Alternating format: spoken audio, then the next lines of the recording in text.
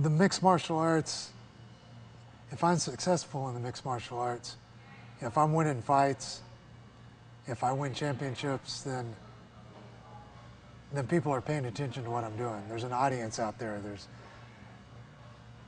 you know, there are people that are ready to hear, you know, they're willing to hear, willing to listen to what you have to say. You know, I feel,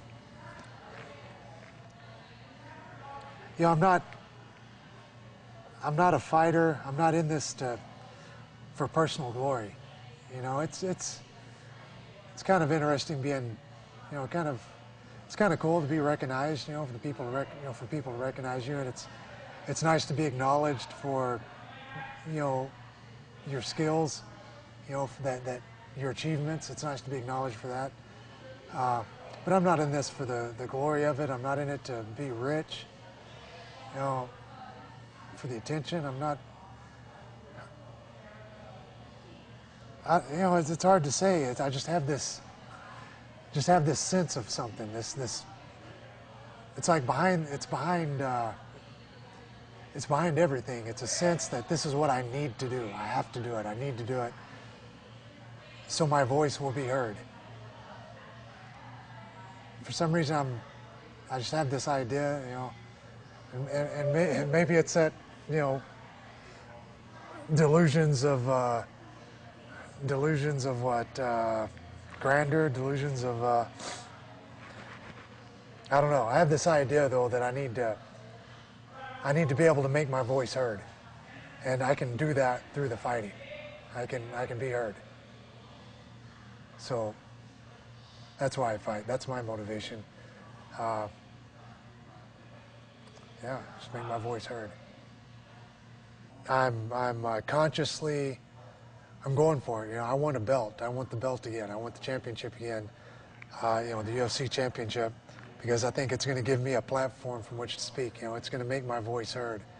And you know, there are a few things I'd like to say. I'd like to be heard. You know, you know, being a champion is a way to get a message out. You know, it's not just winning a belt, strutting around. Hey, look at me. It's a way to get a message out. You know, and if you have I feel that I may have some things that might be useful to some people. You know, might have, you know, I have a few things to say.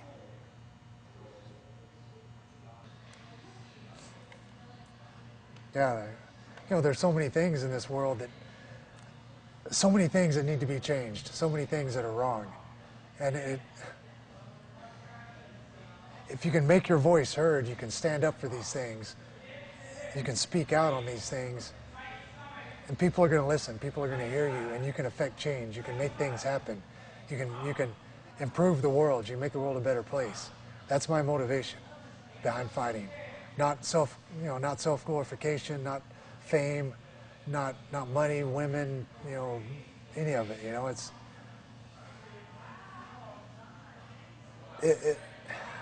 God, what's the best way to say this? I can stand up for these things that I believe in. I can stand up. I can speak out, and I will be heard.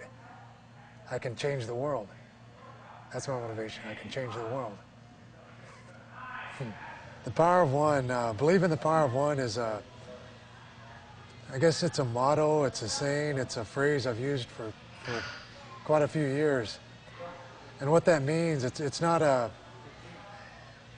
you know, it's on my website and everything. I've worn it on shirts. It's not a self-glorifying thing. It's not like, hey, look at me, believe in me, look at all this, you know. It's what it is. It's one person can change the world, and what it means is, and believe in the power of one is believe that one person can change the world, and believe in that in yourself.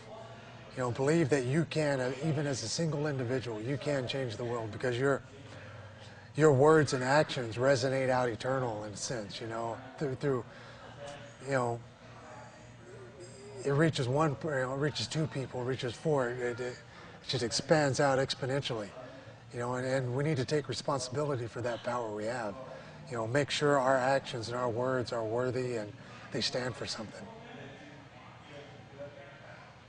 The greatest works are built with you know, the smallest materials. I mean, like the Taj Mahal. You know, it didn't just bam. It's an amazing work. The pyramids, amazing. But they're put together with little pieces.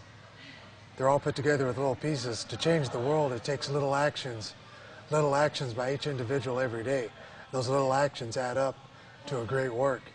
So it's those little things, and that's another thing. It's hard for people to think just a small action that they're taking, the small little choice they make during the day is gonna make a change in the world. But it can, because if everybody takes that responsibility, takes that small action, all that it adds up. It's a little brick and a great work, a great work. What changes would I like to see in the world? Well, that's a big question. I'd like for everybody to, get less. Everybody's so caught up in themselves and caught up in, what everybody can do for them, and what the world can do for them. I think it should be opposite. It should be, everybody's focus should be 180 reverse. What is it that I can do? Not what can you do for me, but what can I do for you?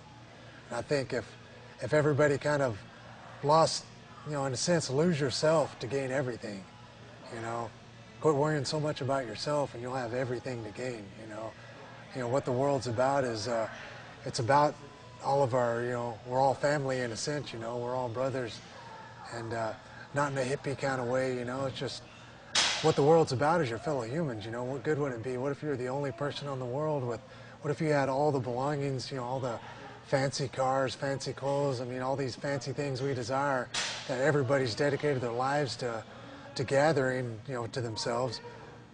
What would all that matter if there were no one else around to share it with or to show off to, The world's about our interactions with our fellow humans and what kind of enjoyment that brings us. Some people misdirect it and think they need these fancy things and all these material possessions to get that interaction that's not what it's about. But if everyone could just switch it though, not what can you do for me, what can I do for you, basically. I think the world would be a different place, be a cooler place. Well, when I was younger, I was, even though I kind of, I think I had some understandings of the true nature of things, I think I was still caught up in what I was taught from birth. You're in the womb, you're hearing it, the radio, the television, all these ideals, these improper ideals, these improper ways of living. I feel all these things you're taught from through the media. You're taught these. This is the way to live. This is what if you're a successful human, this is what you do. This is what, you own this. You have this job. You make this amount of money. You run with this crowd, and if you do that, you're successful. And I was caught up in all that. And a lot of that is marketing. It's driven by products. It's product driven. Dogma, teaching. I was caught up in that, thinking like, to be successful, I've got to go to college, and I've got to go to school, I've got to get my diploma, I've got to go get my degree, then I've got to get a job, I've got to climb the corporate ladder, I've got to, wear these kinds of clothes, I've got to drive this kind of car, so these type of people will like me, and then if these type of people like me, well, then I'm cool, I'm accepted, I'm a success in life, and we forget the things that really matter, and it took, I followed that path for a while, and I found success, in that realm, and I kind of stepped away from all of it, it's, I got rid of all, most of my belongings, I have what I need. I have, the things I have are nice.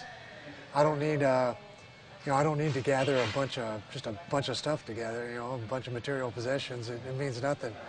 I kind of, in a sense, you have to lose yourself to find yourself, and losing everything, you find the things that really matter.